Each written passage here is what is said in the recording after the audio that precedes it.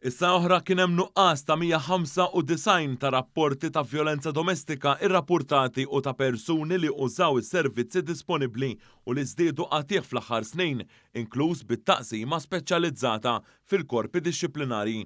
L-Uffiċċju Nazzjonali tal-Istatistika l-NSO żvela matul l-2022 kien hemm 3100 każ ta' vjolenza domestika irrappurtati, waqt li s-sena qabel kien hemm 3300 każ simili li ġew għall-attenzjoni tal-awtoritajiet. Skont dawn iċ-ċifri tal-NSO joħroġ ukoll is-sena li għaddiet l-aktar li jagħmlu użu mis-servizzi disponibbli kienu nisa li kienu jgħoddu għal 2392. Dan fil-waqt li l-irġiel li kienu qegħdin jużaw is-servizzi ta' vjolenza domestika kienu jgħoddu għal 708. Jirriżultaw ukoll is-servizzi ewlenin użati minn dawk li kienu qegħdin iġarbu il-vjolenza domestika kienu fit-taqsima tal-vjolenza domestika fih dan l-Aġenzija Appoġġ u l-Pulizija b'aktar minn 2000 każ.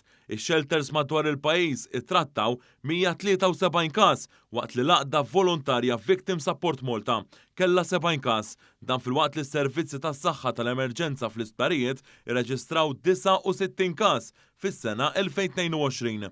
Mit-tarif mogħti mill-NSO jirriżultaw ukoll li kien hemm 268 persuna li jużaw servizzi immirati għall-aggressjoni biex jelbu il-problemi li għandhom.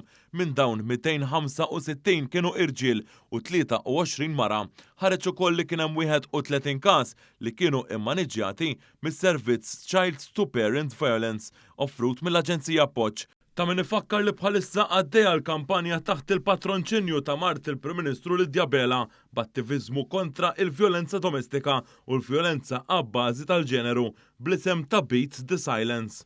L-għanawlini tagħha u li tqajjem iżjed kuxjenza u tagħmel kuraġġ lil dawk li qed ibatu fil-kwiet ta' djarhom biex jitkellmu u jiksbu l-għajnuna disponibbli.